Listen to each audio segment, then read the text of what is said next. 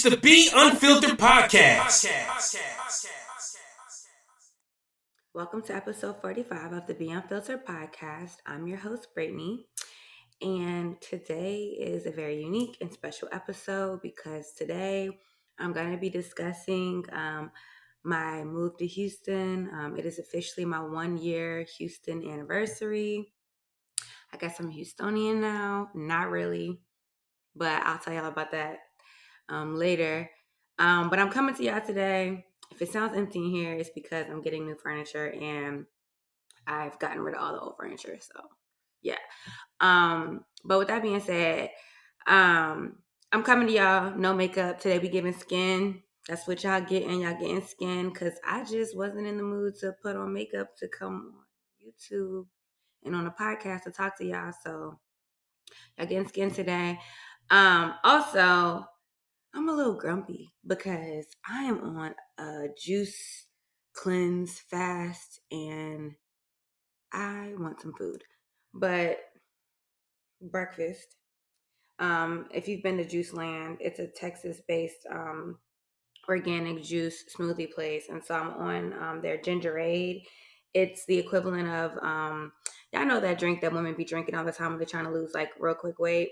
It's lemon, ginger, cayenne, maple syrup, but it's pre-made.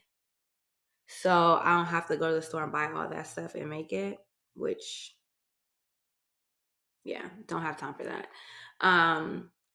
But I'm not using it just like that. I'm not only just doing that. This is like kind of like meal replacement, right? I think I'm going to probably have something for dinner. It'll just be like protein, veggies, or whatever.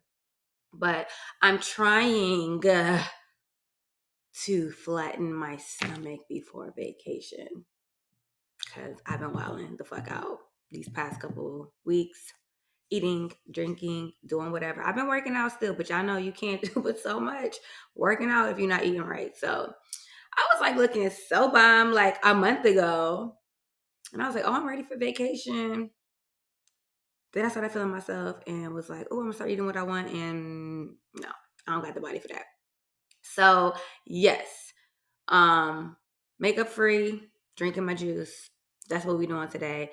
Nail is broken. Getting my nails done tomorrow before y'all try to come for me. I broke my nail on Friday night. But anyways, I don't even know how I broke it. I don't remember exactly. But anyways, so y'all, we're going to discuss this Houston move because the main question, the main inquiry that I get, why'd you move to Houston? Why'd you choose Houston? All these questions or whatever. And some people I felt like, you need to mind your business. Like, if I wanted to share that, I would share that. Like, you know what I'm saying? But then I started being like, it's not a secret. Like, it's nothing to hide. It's just, I don't know. I think I'm open with the things that I want to be open with publicly, and I keep the things that I would like to keep private.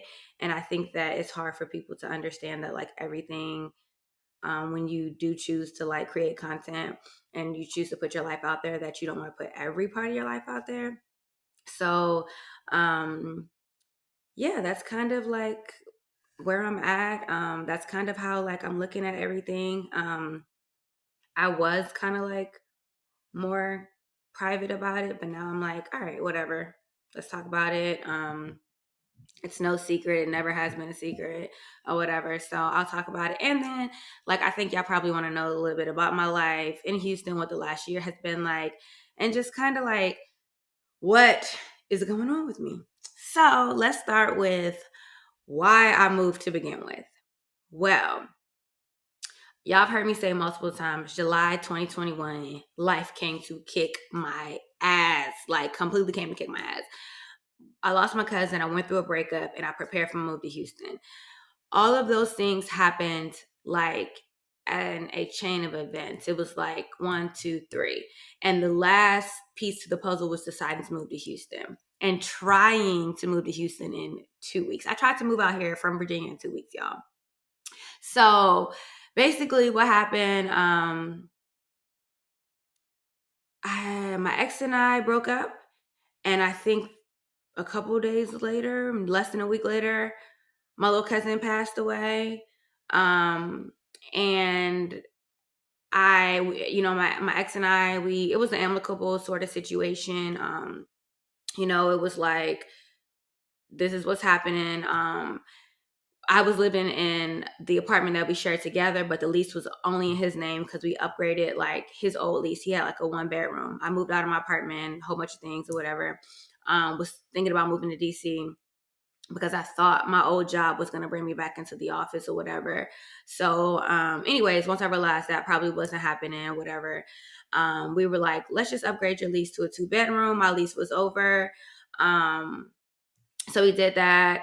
And so when the breakup happened, like technically that's his apartment. So I was just like, okay, I need to move out. He was like, cool. He was like, take your time, no rush. Me being stubborn, I was like, nah, I'm trying to get out like right now. I'm about to leave. Like I was trying to do the most because I was just being stubborn or whatever. But then I realized like, this is kind of crazy. Like you're trying to move and one, you don't even know where you're going. But two, like slow down, pause, like let life like rest a little bit. Like you got a lot going on, right? And so once I started thinking, I was like, am I going to move to DC? Am I going to move to Arlington? I was thinking Silver Spring. Like those are the places I really wanted to live was DC, Arlington, Silver Spring. I kind of consider Alexandria a little bit, but I love when I lived in Silver Spring. I love living in DC. I had never lived in Arlington. I stayed with my cousin for a few months when I first moved to this area. I stayed with her for a couple of months until I found my apartment in Silver Spring. No, I stayed in DC, left that apartment in DC. Then I went and stayed with my cousin for a little while looking for a new place. And I found my new place in Silver Spring. So those are the places that like I've lived and I've loved them, right? So anyways, I'm like, why am I going to stay here? I had just gotten a brand new job that was like, you can be fully remote from anywhere in the world. I've always said I was going to move. For those of y'all that are like, oh, Houston, so random, why Houston? Anyone who knows me closely knows I've been saying I'm moving to either Houston, Texas or Miami, Florida for the longest time. Like I knew I was not leaving this earth without living one of those two places. And I never meant for me to say like, oh, I'm settling there forever. This is going to be what I'm doing for the rest of my life. But I knew I really liked visiting both of those places. And I was like, I really would like to see what life is like there. Like, so I started thinking and I was just like, if I stay around here, I knew how the breakup process was going to go for us. And just to briefly elaborate, the last time him and I broke up, we broke up for 6 months and it was a toxic 3 to 4 months of like, being involved with each other, but it was just toxic. And then eventually we just completely cut things off. He started dating somebody else and came back around, then he was like, hey, let's work things out, whatever. And so we did. And I was like, you know what? If we breaking up and this is really happening, I'm not going to allow myself to be in close proximity to this man to get back into potentially the same cycle. Like if this is what we're really going to do, if we're really separating our lives and we're really moving on, like let's do that. Like let me really do that. So I started thinking, I was like, it's no coincidence that like a few things were happening. I was having this survivor's remorse kind of thing after my cousin passed because he was only 25 and I was feeling guilty like, damn, like if my life had stopped at 25, there's so much, and I'm trying not to be sad, but there's so much I would not have seen. Like there's so much I would not have done. I would have never gotten married. I would have never gotten divorced. I would have never graduated from law school. Like there's so many things. Hell, I wouldn't, like there's just, oh my God, if my life had stopped at 25, I can't even imagine it. And I just kept reflecting on that and reflecting on that. And I was like, I owe it to him and I owe it to all the other young people and, myself to go out here and live life, like for real. Like I should do what I say I'm going to do. Like I should do the things that I dream of. I should dream big and not just dream the dreams, like actually follow through. So that was one thing that was on my mind. The second thing was at the same time, literally while the breakup, while the passing away is going on, my cousin, all of that, dealing with the funeral, trying to look out for my cousin, make sure she's good, dealing with my family. My brother was really close to my cousin that passed or whatever, just checking on everybody emotionally. I'm starting a new job. So there's a whole like different, everything's on fire personally and professionally, right?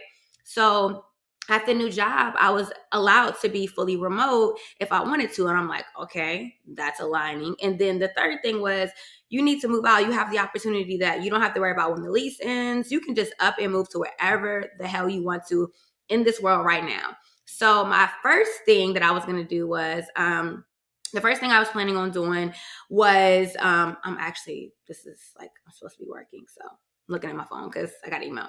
Anyways, the first thing I was thinking about doing was being an expat. I was like, you know what? I'm just going to put all of my stuff, like I'm going to put it in storage. I'm just going to go explore the world. Then I started being like, realistically, like, girl, bye. I'm a stuff person. I'm a things person. So I need my stuff. And you could say whatever you want. I don't care. Like, I like my stuff, whatever. If you're a minimalist and you can live, that's cool. But I need all my shoes, all my clothes, all my business suits, like all of my crafting supplies. I need everything. I need all of my stuff. And so I was just like, girl, that's not, you gonna end up being stressed out because you're gonna have to pack like a couple of outfits, a couple of pair of shoes. Like, I was just thinking about all the things that like, why this life would never work for me. So I thought about that for like a week. And then I was just like, no. So then I woke up one day and I was just like, I'm moving to Houston. And I didn't even think about it for a week, honestly. It probably was about 3 or 4 days. I got into a couple of expat groups on Facebook, and people were talking about it. And the main thing they were talking about was minimalism. And I was like, girl, you ain't no minimalist. So I would say I thought about that for a solid 3 or 4 days. Then I was just like, I'm moving to Houston. I woke up one day and I was like, I'm moving to Houston. I didn't say that to anybody. I just said it to myself. I started planning my move to Houston. I didn't tell anyone. I just started doing it. After a few days of like planning it, thinking about it, and deciding this is what I was really going to do, I started telling like people close to me, like my close friends. I told my best friends. I told people that are really close in my circle that this is what I was doing. So I started planning that, I'm trying to rush it. I'm trying to move there in 2 weeks. I'm trying to do it. Like, I'm out. But quickly, I humbled myself. I was humbled because it was like, girl, you cannot move halfway across the country in 2 weeks. Like, logistically, it just cannot work. You can't get the mover schedule. Like, it was just too much. And I was like, pause, take a break. I didn't know what neighborhoods to live in. I didn't know what, like, nothing. And I was like, pause. You're living here with your ex-boyfriend. It's peaceful. Y'all ain't beefing. He's saying you can stay as long as you need to stay to figure out what you're doing next. Like, what are you rushing for? And I realized that I was only rushing because I'm stubborn and I just don't want to. I have serious issues with feeling like somebody can view me as needing them because I don't need nobody. I can do anything by myself. I know that's unhealthy, but whatever. So, I was just like, nah, because I don't need to live here with him. And he won't even tripping. It was just literally me in my head, like, I'm getting out of here. So took a step back. I was like, be realistic. So actually I was able to move in about 3.5 weeks. So it didn't happen as quickly as I wanted, but it did happen very quickly. So I didn't tell most of the people in my life until about a week and a half before I left. Most of my friends found out about 2 weeks before to a week and a half. My family found out about 2 weeks before, a week and a half. Everyone was just like, what? Like what? So I was just like, because like it literally was like, first off, they're like, is Justin coming with you? And I was like, no, I'm going by myself. And they're like, I have so many questions. And so for me, that's why I didn't tell people, because I was just like, dog, I don't want to deal with all the questions. Well, why is Justin not coming with you? Are you and Justin breaking up? Are you moving for work? Like, I was just like, I just wanted to move. It's like I already was stressed out. The new job was presenting its own separate set of issues very quickly. Like, I very quickly realized, like, oh shit, this is probably not the best decision. And so I'm just like, I don't have time to be answering these questions. So I relied on one person very close to me that just helped me really bounce ideas off of them, like just really gave me a lot of guidance and reassured me that I was making the right decision, because I'm like, is this crazy? Is this crazy? And then, he was like, no, I don't think it's crazy. Like, you've been saying you were going to do this for the longest time. Like, now is the time. You go out there. If you don't like it, you can come back, whatever, and I'm just like, okay, I can do this. Like, I'm going to do it. Like, no regrets. Let's make it happen. And so I moved forward with like getting all the movers and stuff planned. Y'all, let's just pause right there. Let me drink some of my juice because I got to tell y'all, scheduling movers is the trashiest of most trash things. And I tell y'all why. Because these moving companies are, one, they're not ethical. They be stealing people's stuff. They have bad reviews.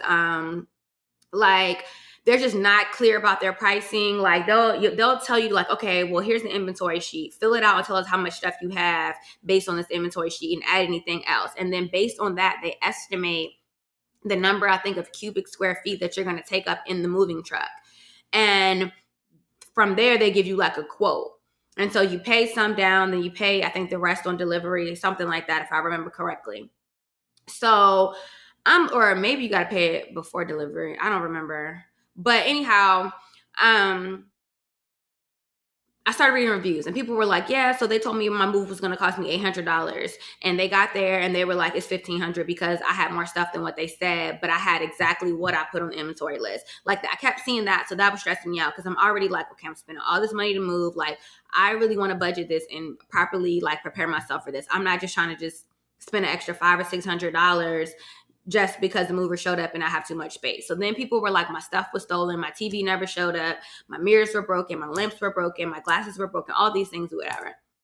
So I was just like, okay, I don't trust it. I just do not trust it. So then I started looking into getting like one of those storage pod moving things. And I started realizing like, okay, maybe that's a better option because like once I locked the pod, like they're going to transport it to, where I need them to take it to, but like no one's going to be able to open it. They're not going to have access to it. I mean, granted, they could cut the lock, but like it's not as easy as someone loading and unloading a truck all the time with everybody's stuff on it, right? And somebody's just taking my stuff or accidentally moving my stuff into someone else's house, whatever it may be. I'm like, these are my pods. So based on like the amount of stuff I had, I ordered 2 pods or whatever. Was not enough. When I tell y'all I have stuff. So it was not enough. And they get there, I hire movers to move it out of my apartment into the pod. And then I was going to have the pod delivered to Houston. And then from there, somebody in Houston, a moving company in Houston was going to unload for me to my apartment here. So I did that. They, to me, did a terrible job of packing just to begin with. But like, y'all, I had to leave behind so much stuff. I left behind my coffee table. I'm pretty sure my ex-boyfriend probably still has that coffee table. The last time I went to his house, he still had that coffee table. It was brand new. I had just bought it. And I just left it with him or whatever. We had just bought like a new rug. Not just, but like in that period of time of us living together. We had got a new rug, which I was like, cool. He can just keep the stuff. It's not a big deal. I had to leave behind like this really nice jewelry armoire that I had. I had to leave behind. So I almost had to leave behind this brand new like office chair I had just got. It was like a $400 office chair. And I've never spent that much money. I probably ain't never spent more than $100 on a chair actually, like for my office space anyways. But like at the time, I was developing my back issues that I started suffering from severely after the move or whatever. But I was like, this is, I really want this chair. So y'all, they couldn't fit the chair in there. And I told them like the chair has to go. Couldn't fit it in there. So I ended up being able to, my ex ended up being able to like make it fit in my car, which was a whole nother thing we'll talk about. But y'all, it just ended up being a disaster. When I tell y'all after the movers left and they left all that shit in the hallway of like my apartment and was like, we can't take none of this. And it was still stuff. I had about 60, I got a ridiculous amount of shoes. I had about 60 pair of shoes that I had to leave in Virginia. Like with him, I had all this stuff I had to leave. And I was just like, what am I going to fucking do? Like, I just don't know what to do or whatever. So, anyhow, I was having like a whole entire meltdown. And I'm talking about melt the fuck down. Like I fell out in the living room floor on the rug, like bawling, crying, like, what am I doing? Why did I decide to do this? This is crazy. Like I should have never did this. Like all these things. And he just looking at me like, okay, so I'm gonna let you have your moments. But what we gonna do to fix it? Which I appreciate because let me tell you something. I gotta have my moment. I'm gonna have to have my moment. Like he knew that. But I immediately am gonna want to fix this shit. So like he was like, okay, that was cool. Like whatever, you need to get it out. He was like, but what we gonna do to fix it? So immediately like he kind of jumped in and started helping me figure shit out or whatever. He did kind of say to me like, well, nobody told you to move to Texas. Wanted to fight him because I was like, but anyways, I was like, you know what? He's being kind. He's being helpful. He doesn't have to do this. Let me be receptive to his ability to help me. So he starts helping me figure out how we're going to pack my car, because initially I wasn't going to put much in my car. The only thing I was going to put in my car were things that I was going to need for like the first 2 weeks, because my delivery wasn't going to come until I had been living there for 2 weeks. And I knew I was planning on buying a guest bed and a guest mattress for my guest bedroom. So I was like, okay, well, I'm going to order that as soon as I get there. It should be delivered within a couple of days. I'll sleep on that in the meantime or whatever. Not a big deal. So, and actually the delivery ended up coming. I actually ended up ordering it the day that I actually left for Texas, and then it ended up beating me to Houston or whatever, oddly enough. And so it was waiting for me here. But anyways, so my car was packed down, y'all. Like oh my gosh, if I still have the video, I will add it into here some kind of way. Y'all, the only part that didn't have something in it was the driver's seat. I'm talking about I couldn't even move my arm like this because I had stuff everywhere. It was filled all the way up my back glass. I could see like a little slither. Like driving for, that's not a whole other thing. Driving for 20 plus hours with that little space, the anxiety. I was just like, what the fuck? So like, it was just an uncomfortable drive. Like you can't really recline your seat back that much. You got to it was just, it was just terrible. So anyways, figured out, get all my stuff, pack, I leave, whatever. I get on the road, 2 days. I drove 1 day from Virginia to Atlanta, then from Atlanta to Houston. I got to Atlanta around 10, 11 o'clock at night, mainly because I had kind of stopped in Charlotte for lunch, and like, my car was so jam-packed, I ended up throwing stuff away. Like, I found a dumpster at this shopping center in Charlotte, and I was just like, be realistic with yourself, bitch. Get rid of some of this stuff. So I just started throwing shit away because I was just like, I need space. Like, I need to be able to see on my back windshield or whatever. And so I did that. I ate, kind of relaxed a little bit. But y'all, talking about somebody that cried, oh my God, I cried. Oh, wait, I skipped an important part. My family had this going away party for me that was just so bomb. It was not exactly a surprise, but I had no idea what all, like, I literally thought I was going to my mom's house to like say bye or whatever. Cause like it was the Saturday before I left or whatever. And I literally thought I was just going down to my mom's house to like say, hey mom, I'm leaving, bye, whatever.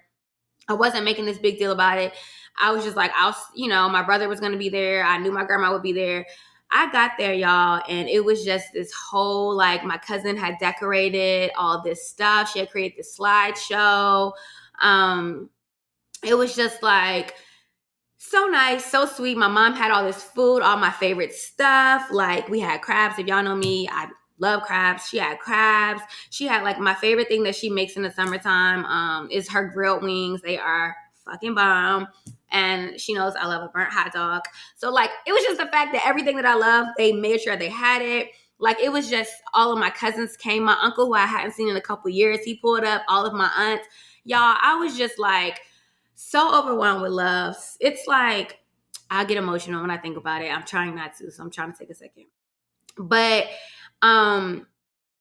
when someone comes to celebrate you, but not for any accomplishment, right? You didn't graduate, you didn't get married, you didn't have a baby, it's like they're coming to celebrate the fact that you're moving on to a new chapter, that it's just like you're moving away and they're going to miss you. Sorry, I get really emotional because I cried so much that day. I cried that whole day.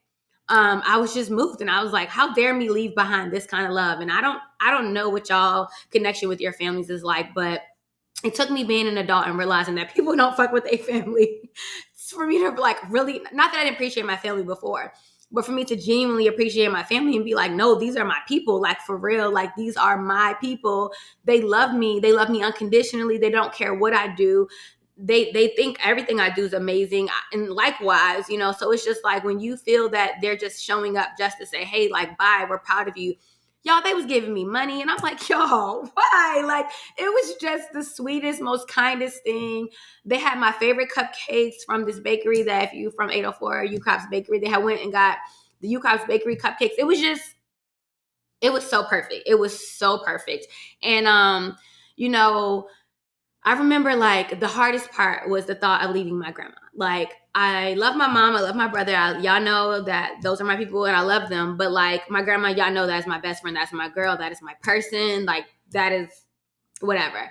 And I remember she was just like, sorry, I'm really trying not to be emotional because it still makes me, I don't know, I still get sad because I miss them so much. But she said to me, she said, I don't know why you have to go so far, but I do know that you have to live your life and be happy. Okay, sorry. Okay, I really said I wasn't going to get emotional. I'm not that sad. Okay, so she said that to me and I was just like, okay. I wanted to go to this going away gathering and I wanted somebody to talk me out of it. I want them to be like, Brittany, you're absolutely crazy. What are you doing? Why are you doing this? You're not moving for work. You're not moving for a relationship, or you're just moving because you just woke up one day and decided you're moving to Houston. And I wanted somebody to be like, this is crazy. I know they would never say that, but I was just praying like, God, let somebody talk me out of this. Let somebody talk some sense into me, right? And my grandma said that to me. And I'm like, if my grandma can understand that, then like I can do this like fully. And she was the main person I was worried about, especially because I couldn't be like, oh, grandma, I'm moving for this reason. It's like, grandma, I just decided I wanted to move.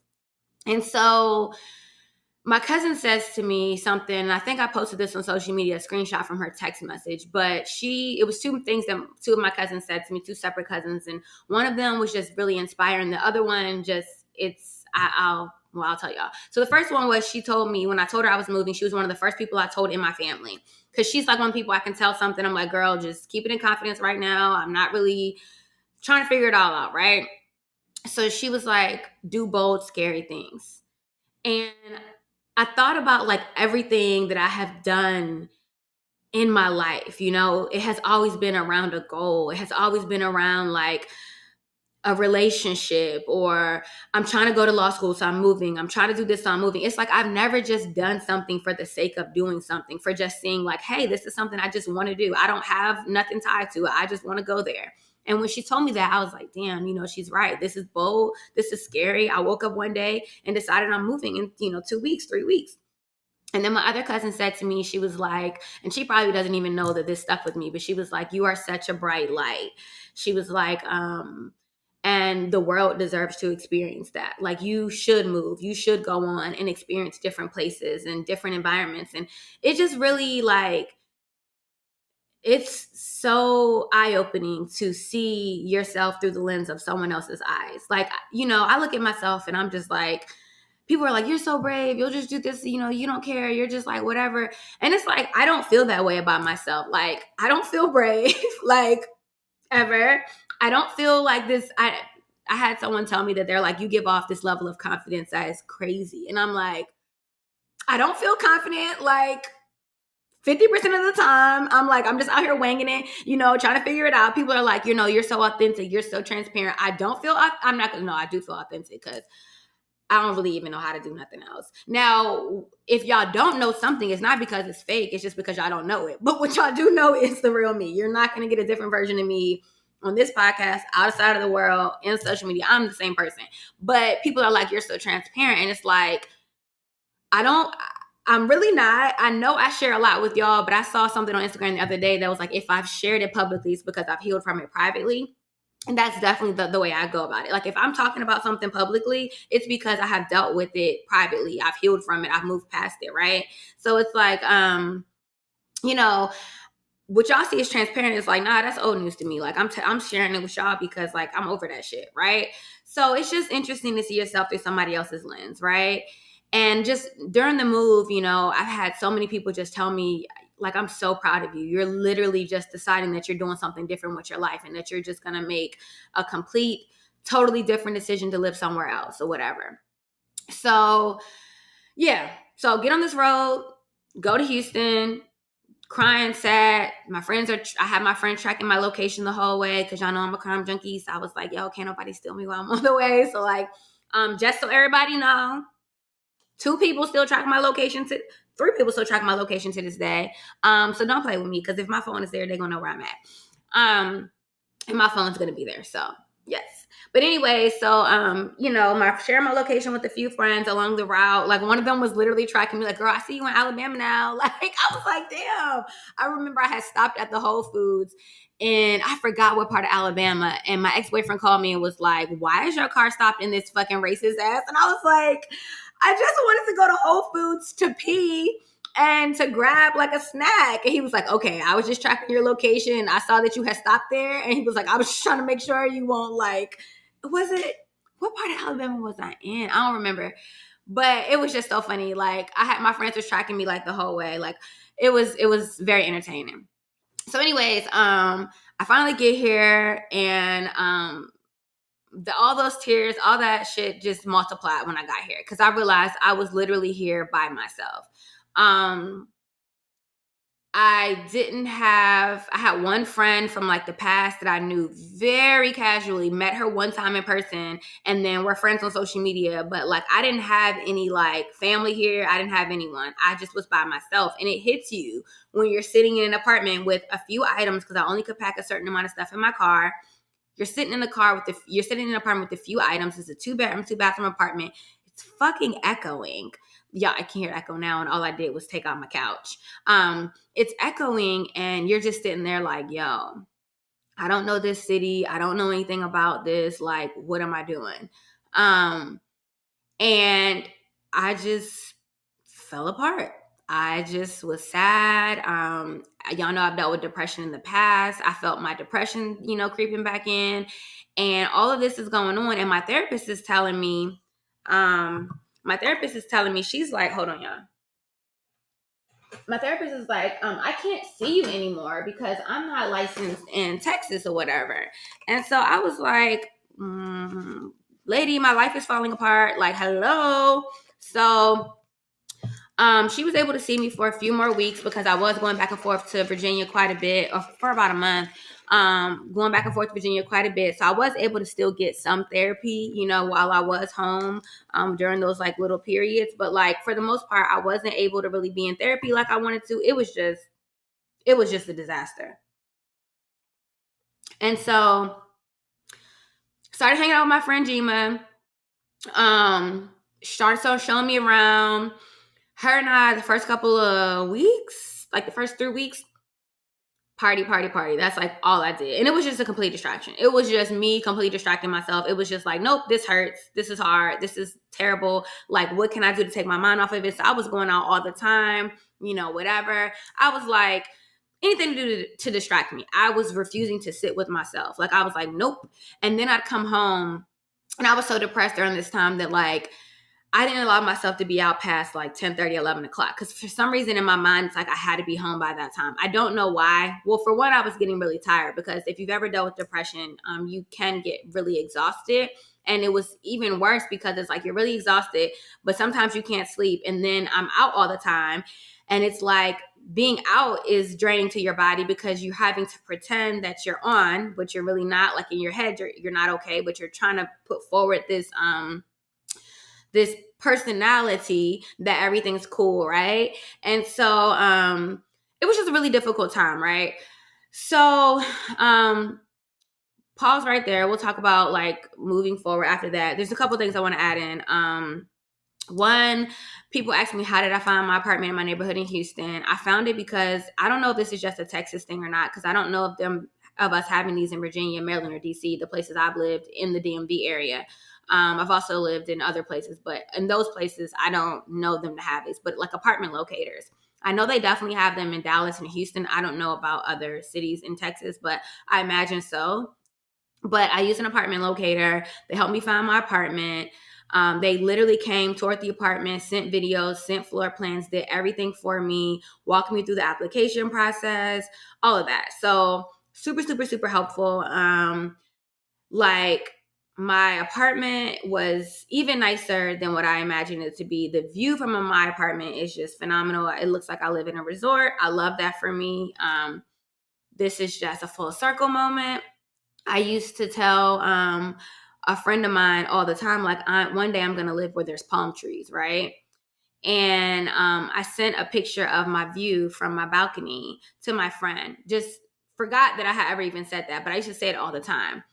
And I was like, send the picture, and he was like, you have palm trees. And I was like, okay. He was like, you've been telling me for X number of years that you were going to live where there were palm trees. And I was just like, full circle moment. Like, I have been saying that. And it was like, for me, that was a little bit of a confirmation from God that, like, girl, you are doing what you're supposed to. It's hard. It hurts. You got some healing to do. But, like, you are doing exactly what you're supposed to. And you're exactly where I intend for you to be. And for me, it was just like that small reminder that, like, okay, this is it. Like, I'm supposed to be doing this, even though it's difficult.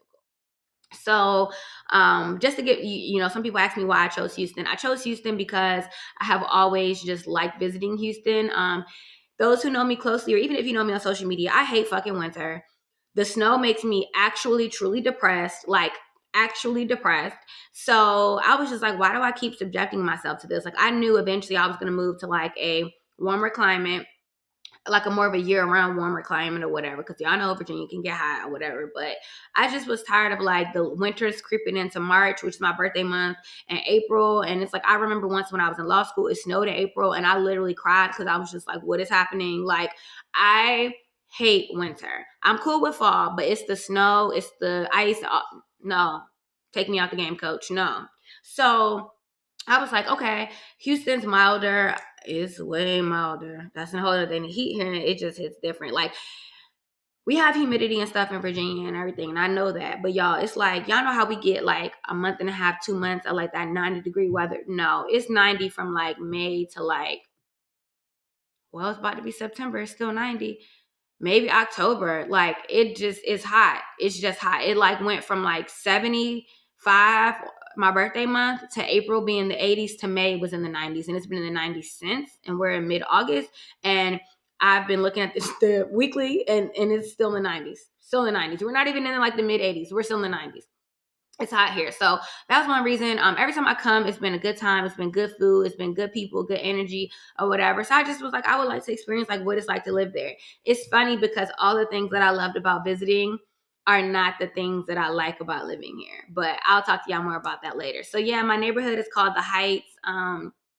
From my understanding, in the last 10 years, this neighborhood has kind of been gentrified. I think it used to be a more historically, not like third ward, historically Black community, but I think it was more of a poor community in the past, and then since has been gentrified. And now it is one of the most popular neighborhoods to live in Houston, especially among young professionals. There's definitely some neighborhoods like River Oaks, Upper Kirby, gosh, there's so many, I can't even name them all. But there's some neighborhoods that are known to just be like more wealthy neighborhoods, right? But you can rent an apartment for cheaper in some of those neighborhoods than you can right now in the Heights, because the Heights is just kind of the popular neighborhood right now. And rightfully so. Like, don't get me wrong, my neighborhood is bomb. Like, all kinds of like food, bars, things to do. A couple weeks ago, they had this event called All White in the Heights, where they like shut down like a couple of roads in the neighborhood, and then you can walk around and everyone wears all white, which is giving KKK in Texas, but it wasn't. You walk around to all the bars and all the places, and like, it's just, you're allowed to have open containers.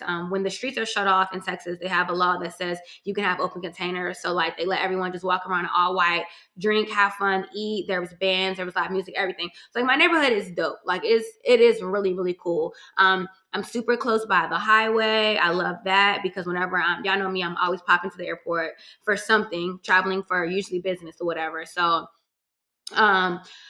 well, lately for business, but yeah, so it's just like, I'm conveniently located to Midtown, downtown, the Galleria. Like, I really like it. I did choose a great neighborhood. It comes with its drawbacks. There is in Houston right now, well, not just right now, from what I understand, Houston is kind of like just a theft city, but specifically right now, they're targeting the luxury apartment communities in the nicer neighborhoods. So even not just my neighborhood, but other really nice neighborhoods. So they're kind of doing a lot of like catalytic converter thefts. They steal the tires off people's cars all the time. There's home invasions. So it has its drawbacks, but y'all come up in here, don't come up in here, because no, just don't do that. And I have like a Ring doorbell camera put on my door, just because like, maybe it's just one little other deterrent that would stop somebody from like coming in here or whatever. So I don't know, but I'm not so worried about that. I don't really try to focus on that kind of stuff, because like, can't live your life in fear. So, but with that being said, like, so far, like my neighborhood, my apartment complex, the apartments are really, really nice. My neighbors are not my favorite people. Just the whole community itself is just like, it could be better, but whatever. Leasing could be better, all of that. But overall, the initial decision to move here, like if you're talking about just why, like the basic reasons that I came, I do enjoy it. Now let's fast forward to kind of like what the last year has been like for me. So I just said that like all of the reasons that I moved to Texas, the main reasons I moved to Texas are not the things I love about living here now. What I love about living here is centrally located. So if I want to fly to the West Coast, the East Coast, if I want to go to Canada, wherever I want to go, it's like 3 hours. Like everything's like 3.5 hours. It's not far. Like, it's so many different things that I can get to quickly. Texas is huge. I'm going to be exploring Texas. My goal is to like really get out and try to see a little bit more of Texas for the rest of the year. At least I've been to Dallas so far and I've been to Fredericksburg, Texas, but I at least want to go to like another city, maybe not like something like Corpus Christi or something random where like it's not San Antonio or something like that. But I do want to explore Texas a little bit more. So I love that. Like it's centrally located. And I could pop down to Mexico in 2 hours, y'all. Y'all know a bitch thinks that she's Mexican. So me being able to pop down to Mexico in 2 hours is amazing. I love that. So, and the flights are cheap. Y'all, the flights to Mexico be cheap. Like, okay, my flight to Cabo was not cheap. Even though my flight to Cabo was not that cheap. Because it's never cheap to fly to Cabo for whatever reason. I don't know why it's so expensive to fly to Cabo, but whatever. But in general, flights to Mexico are not that expensive. I'm going to Belize Thursday. Yeah, I think. And that flight wasn't super expensive. Like there's always a bunch of flight deals. Like I do love that. Like I'm like, okay, this is a good place to travel from because it's like centrally located. So I love that. I do love the weather. It is a little warm sometimes, but I will take these 90 and 100-degree days over the snow any day, just period. The day-to-day things that I love about the city is that like, I think it's just me and my neighborhood too. I'm just centrally located to so much cool stuff. Like Houston is a cool ass city. There's a black owned everything here. You can literally type in black owned juice bar. This is not a black owned juice bar, but you can literally type in black owned juice bar and there's going to be a black owned juice bar. You type in black owned Pilates studio. There's a black owned Pilates studio. You type in black owned car wash. There's a black owned car wash. There's a black owned everything, like everything. And I love that. Like we are prospering here. We are popping here. For me to have lived in DC and so closely outside of DC and over the past, like, I guess the past like 10 years almost or whatever, but by the time I moved, no, it was less than that, but however many years it was, close to 10, for me to have lived so closely outside of Chocolate City, right? For those that don't know, I was born there. My dad lived there my whole life. My mom lived there, I think almost for like the first year of my life. And so, it's known as a black ass city, right? But we know why that's changing. But there's not a lot of black owned stuff. Like when you look it up, it's like there's limited black owned fitness studios, which is a huge passion of mine that I'll talk about one day. There's not a lot of black owned anything. Like the black owned restaurants be the same old couple of places that's been around since like the 1970s or something. Like, there's not new black owned stuff really popping up. Like just different kind, like a black owned car wash randomly. No, or just like I'm trying to think of something else. I was really surprised to find like, oh, there's a black owned grocery store here. Like, what? That is dope as hell. Like, or just a lot of black owned like healthy food restaurants, not just soul food. I mean, don't get me wrong, y'all know I love me. First off, y'all know I love me some soul food, but like other type of stuff. It's not just that, you know what I'm saying? So it's like it's so dope to see that or whatever. So I love that about the city, which I wasn't expecting. All the touristy shit I hate. I'm not gonna say I hate, but like Turkey Leg Hut, I just pull up a Turkey Leg Hut on like a Wednesday or Tuesday for lunch. I don't go when it's a line. It's not bad. I won't lie, but I'm not waiting in line for that shit. Address, don't get me wrong. Address, I know that's y'all spot if you're an out of towner. I've been to Address 3 times since I moved here. 3 times. And I thought it was gonna be like, oh, I'm partying at Address every weekend. It's about to be lit. Like, I don't know, you don't really want to be out in the riffraff. It's just like when you have access to it, and it's the same thing every weekend in Houston. When you have access to it, it's like it takes the excitement of it away. It's like, yeah, I know I can go out any night of the week here. I mean, and I'm not talking about go out and go to a hookah lounge. I could go to a club any night of the week here if I wanted to. Hookah lounges, definitely. But like, it's just like when you have it so easily accessible, it's just like, and then, I feel like DC, we got like 3 or 4 spots, right? It's like we got Rose Bar. What else? I don't even know what that y'all have up there no more because I don't even know what happened after the pandemic because I don't know. But Rose Bar is always going to be there. There's just, Park, certain places that's just always there. It's like here, there's always new stuff popping up and there's a zillion places. Like if you want to go turn up and get sections, yes, you can go to Address. If you want to go chill and do some like low key 35-year-old stuff, there's a spot called Urban Social that I love. Which I don't think if you're a tourist person, people don't really tell. I tell my friends that's tourists to go there because I'm like, y'all, this is the spot. But like, it's just a bunch of like different little things. Restaurants, like there's this cool ass wine bar there's a couple of cool wine bars that I like. There's a black owned wine bar up the street from me. It's just so much stuff. It's like I have learned to appreciate the day-to-day stuff way more than like the hype stuff. Like that's just not, I don't really, come here for that.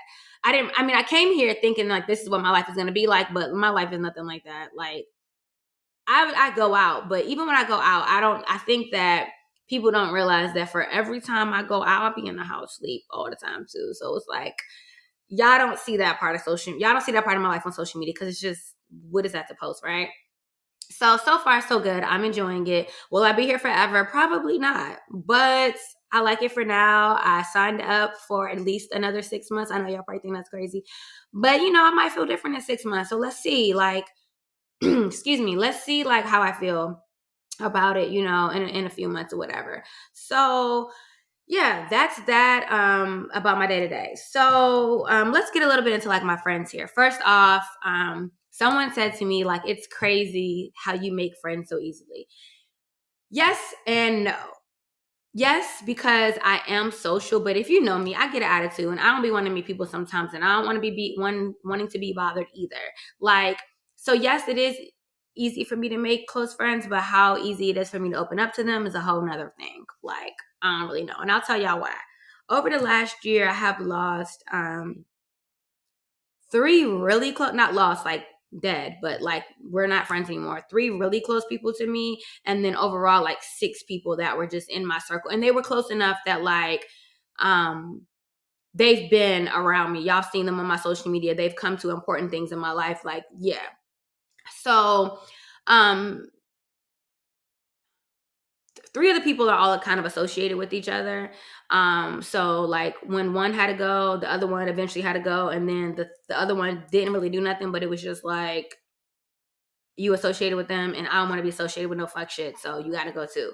So I said that to say, y'all, it was like, not only was I dealing with like so much loss on family, but also I'm dealing with loss in a relationship, but I started dealing with loss in friendships. So the past year has been really challenging because, when you are going through a breakup and you're going through a move and you're experiencing like new places and new things, you want to have your friends to lean on, especially your close friends, right? And like, I'm specifically thinking about 2 of these people. And like, they were people in my life that like, I would call to cry to, I would call to be like, yo, talk me out of burning this nigga house down. Like, it's like those people. It's not just like a friend where it's like a casual friend. It's friends who've cried to me, who've opened up to me about relationships and things. And so when you have that relationship with somebody, you have that rapport with somebody, to find out that they do some stuff that's just kind of like fucked up behind your back is very hard. And I used to be like, I think I've talked to y'all about this on the podcast. I used to be the friend that would forgive everybody for everything. And I will say that this time, this space to sit and think with everything I have going on has really provided me that I'm doing myself a disservice by always allowing people back in. I learned so much about when somebody's out, keep them out there. You want it to go, stay the fuck out there. Stay out there, go over there, do corny shit, do it. Even if it's not corny shit, do whatever you're going to do. Just do it over there away from me. I don't want to be involved with it. And I wasn't always like that. It's like I used to be like, oh, well, I'll give them a second chance. I'll give them a third chance. Or, oh, I miss my friend. I'm going to reach out. Fuck all of that. Nope. I'm good on that now. And I tell y'all how I got here. I got here because all that time I spent trying, them first couple months I spent trying not to sit with my emotions, I realized very quickly they weren't going anywhere, and either I was going to sit with them, deal with it, and be an adult and heal properly, or I was going to keep running from them and distracting myself from them. And as hard as it was to sit in your pain, to sit in your suffering, to sit in your trauma, to sit in your anger, your sadness, like I knew I had to do it.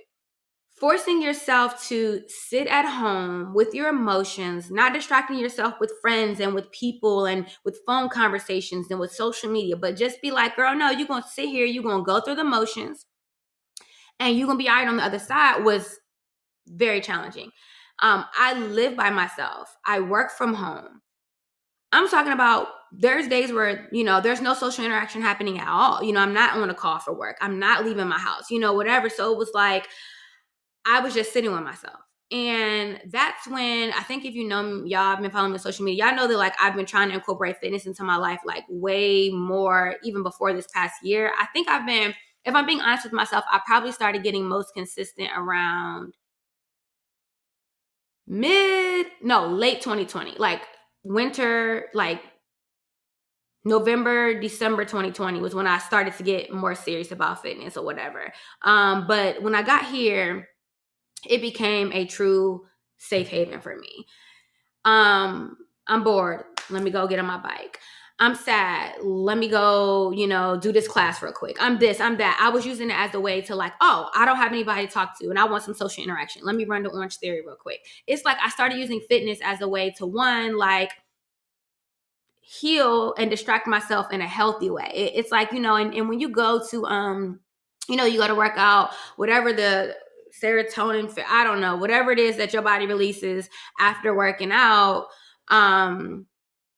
though that high that you get, the endorphins that you get from that, like really do help. Like you're getting a free boost of positivity and energy and love and self-love, even though you're depressed and sad. And it's like, oh, I feel good. I have this high that just came from me doing something that's not only healthy for my body, but it's healthy for my mind.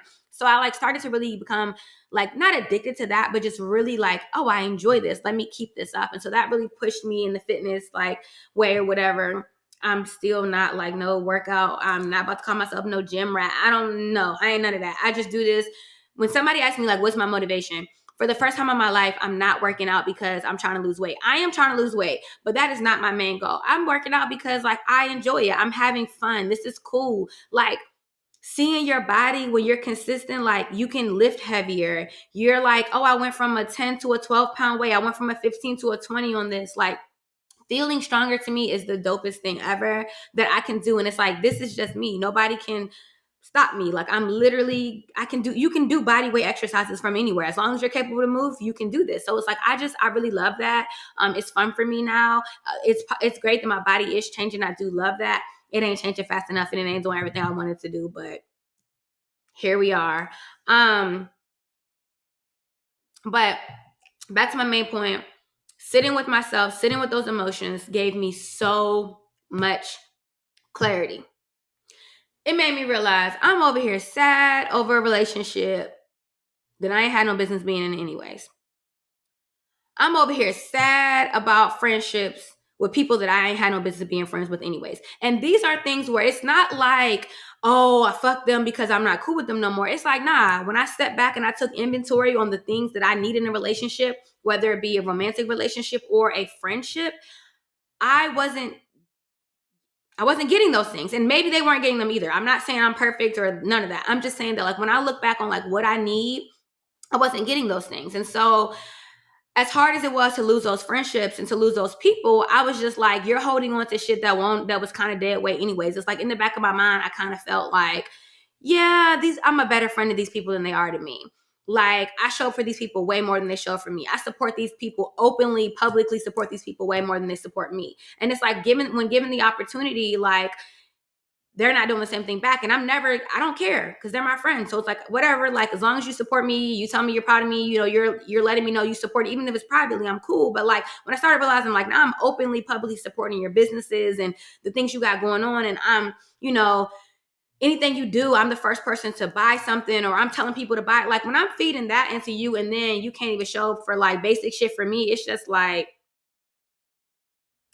I don't know. Then when I hear you're doing real clown shit behind my back, on top of that, it's like, no, this is what we're not going to do. So I lost all those people, but I'm going to tell y'all something about my God and the God that I serve and the way that he don't play about me. He has never taken anything from me and not came through with an upgrade. And I'm not talking about apples to apples upgrade. I'm not saying that for every friend I lost, I gained a friend, or every relationship I lost, I gained a relationship. I'm saying that if he's closing this door over here, he's opening some other door, some other area of my life that is like providing me with increase, providing me with something more than what I had before. Whether it be a relationship, whether it be a job, whatever it might be, he has always come through with more for me. So with that being said, my friends here in Houston, they deserve a huge shout out because these are people I've known for less than a year, because I didn't meet anybody the first day I came here, right? These people I've known for less than a year. And honestly, they're some of the most loyal people. They're some of the most supportive, understanding people. They're some of the most loving people. They're people that pour into me like I pour into them. They show up for me like I show up for them. We're interested in the same things. We go about things the same way. I can trust them. I can have fun with them, but I also can like sit on the couch and just chill with them and just do whatever. Like, we can turn up, but we can also just have a kickback and relax and have a good time. It's like, I realized that I was so focused on what I had lost that I did not take time to focus on what I had gained. And I have gained an amazing circle here. And y'all, I'm not talking about like I got a couple friends. No, I have a circle of friends around me. Like, I have a circle of friends around me. And, I met two of my closer friends here. I met through my cousin, who she knew them before I knew them. So she introduced me to them. The other way I met friends, y'all, surprisingly, is I met 3 friends on Bumble BFF. And I know that sounds crazy, but like, when I got here, y'all, I didn't really have anybody. So I'm like, I don't leave my house to go to work. So I'm not going to meet coworkers. I'm not just randomly, like, at the time I wasn't really still going to any fitness studios, like in-person classes or anything. So I'm like, I'm not going to meet anybody. Like, so got on Bumble BFF. I met probably two of my closer friends here. Ty, I met her on there, and I met Aisha on there. Ty had moved here from like Kentucky, and like, y'all, we recorded a podcast episode together, but it did not work out, but we're going to run that back. So Ty and I, met, and immediately connected with her. Aisha, she's from Virginia. We went to college down the road from each other. We have mutual friends. It's so, like, I lived in the same city as her at one point. Well, yeah, I lived in like her hometown at one. Y'all, it was just so crazy. We hit it off. And there's my friend Tay that I met on there, and then she introduced me to Jordan and Kaya, and they're part of my friend circle. But then there's like, of course, I met Dominique through Jima, and my friend circle is just so crazy here, y'all. It's so great. And every time I meet friends of friends, I'm like, okay, I like this person too. I like that person too. And the same goes for me. Like, when I introduce my friends to each other, people are like, okay, I like this person. I like this person. I met my friend Melody through a college friend of mine that went to VCU with me. She came out to visit and was like, come hang out with us. Came to hang out with them. And Melody was her best friend. Me and Melody hit it off like that. Now, Melody's one of my friends, and she's my neighbor. She lives like right down the street from me. So we do like random wine Wednesday, Tuesday, Thursday night. So we just sit out on my balcony and just drink wine and have girl talk. And so like, I'm so thankful for the circle that I have here, because they will never know the days where I was so sad, or that I cried before I left because I missed my family so much, or I was just sad because I was dealing with just whatever I was dealing with, or that I was so depressed that I just needed to get out the house and just ground myself by being around people and reminding myself that while your situation seems so bad right now, life is still going on around you, and you will still be okay, and you're gonna be all right. And so they don't know about those things. Like, they don't know that there's days where I've left from hanging out with them and I've been so down and sad because I'm like, shit, I gotta go back home and sit by myself again, So like, shout out to my Houston circle. That also, shout out to my friends that like, who have really supported me and listened to me cry, listened to me moan and all that through this, Ivy, of course, Ty, Richmond Ty, of course. Y'all have seen Ty on the podcast. My friend Nikki, like, y'all have really been people who have been like super, super supportive of my move. And y'all have heard me say, like, I'm so sad. I miss my family. I just want to come home. Like, oh, I wish that you lived here. I wish that you could move. It's like they heard me say all of that stuff. And I hope that y'all look at me as the person I was a year ago, and y'all look and see how far I've come in a year, or not even a year, 6 months. Because even like 6 months ago, I was still really going through it or whatever. But I really decided, not really 6 months ago, I'd say probably about 8 months ago. Yeah, because it's August. Yeah, I would say I really came to a turning point in January of this year where I just decided, and it wasn't no New Year's resolution. I just decided I'm not being sad about shit no more. Like, I'm not going to do that. Like, I'm going to live my life. And when I decided that, it was a turning point or whatever for me. So like, yeah, there's still days where I miss my family and I get sad about things or whatever, but it's like, I'm not dwelling on that. That's back there. We not looking back there. We looking here. So like, don't worry about that. So my point is that lean into like your dreams, lean into the things that you want to do, lean into the things that you're scared to do, lean into the relationships that are mutual, lean into family that loves you. Don't be afraid to make a bad decision or to fuck up, because we all do it. Like, don't nobody have it figured out. I don't care how old you are. You don't have it figured out. You're still whatever. Don't be ashamed of like things that didn't work out in the past. Don't be ashamed of, situations that you allowed yourself to be in that, you're not proud of. Like, you're allowed to grow. You don't even have to be the same person that you are tomorrow that you are today. Like, you're allowed to change your opinion, your mind, whatever. So I've just learned that. And I've just seen that I don't know what this next chapter looks like for me. I don't know what it presents for me, but I know that, like, for sure, I'm not even going to say think. I know for sure that God intends for me to be here right now. Like, I know for sure that this is part of his plan for me. What comes next? I don't know. Lord, figure it out. Help me. I don't know, but I know that this is what I'm supposed to be doing for right now. So real quick before I go, because I do want to wrap it up, I do also want to shout out my life groups. It's like Bible study group back in Richmond through the Life Church. Those ladies, this is gonna make me get emotional because I can't even lie. Those ladies gave me something to look forward to every Tuesday. I'm sorry, I'm really getting, because it's like, it's not that I'm sad. It's just that it feels good when you have people, like-minded people to worship with, and that they pull you through something that they didn't even know that they were pulling you through. So those ladies really, we started in September and we went through the first quarter through December. And that gave me something to look forward to every Tuesday. And it wasn't just to, God's word, but it was the fellowship part of it, right? It was the part of like people praying for you. I felt them ladies praying for me. I felt I'm not gonna say ladies because they're young women like me, but I felt those ladies praying for me, and they were supporting me and pouring into me, and that was virtually, and that just was amazing for my life. We started back up again in kind of the spring or whatever, and we didn't do a summer session, but they were there for me when I decided that I was going to quit my job. That's a whole other thing. I decided I was going to quit my job because it was just wasn't working for me. And I quit my job and I didn't have another job. I just decided I can't do this anymore. And they prayed for me. They poured into me. There were things that I spoke over myself during that time that I know God was going to look out for regardless, but I know that their extra prayers were really there for me. So shout out to those girls as well through the TLC church in Richmond. And so thankful. But I'll leave y'all with this, is that like,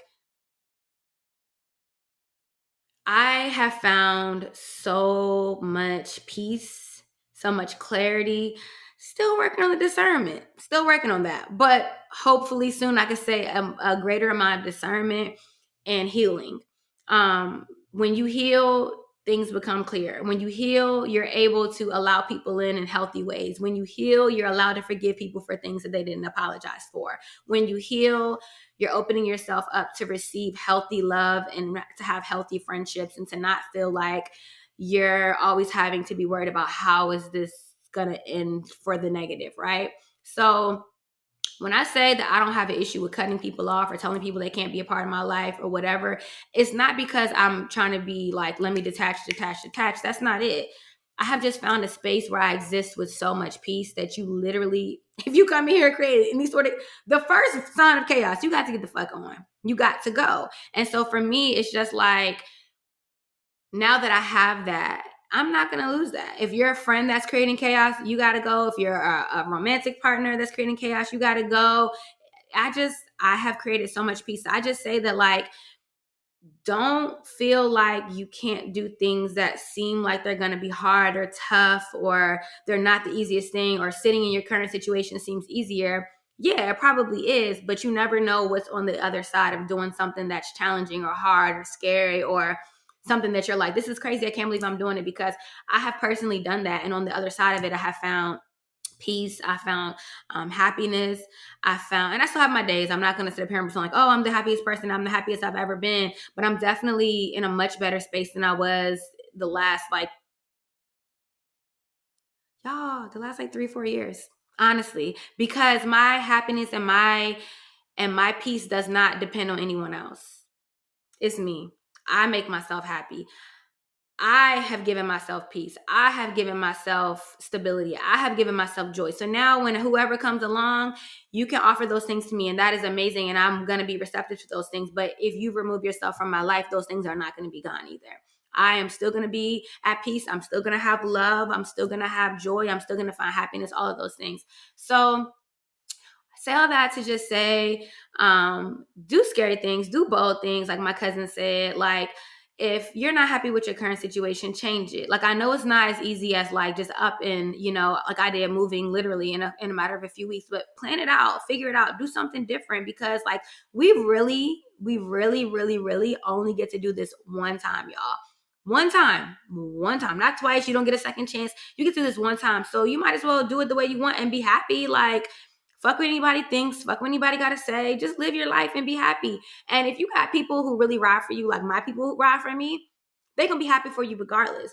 Yeah, my family probably didn't want to see me move halfway across the country, but they're happy for me. When I come home, everybody shows up at my mom's house. I go visit, whatever. Like, they're happy for me. My friends, no, they probably, the ones that I left behind, didn't want to see me move, but they also knew, like, you got to do what you got to do for yourself. So it's like, when somebody rides for you for real, they're going to be happy for you regardless of what decision you make. And if they're not, they're probably not your people anyway. So you need to leave them alone. So with that being said, I hope y'all enjoyed this.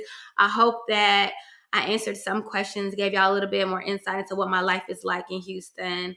And I appreciate y'all for listening, watching, all of that. I do have some new guests coming up that y'all are going to enjoy those episodes. I'm really excited about those. But in the meantime, you guys know, like, comment, subscribe. Please continue to, if you can do both, like, can you like listen on the podcast app? Like, you can put it on mute and then like still watch the YouTube videos. Because I need the viewership. I need the support or whatever. So I appreciate y'all. I don't know why y'all continue to come and listen to me and talk to me, but I am so appreciative. And, thank you guys so much for all that you do. And I will see you guys for episode 46. It's the Be Unfiltered podcast.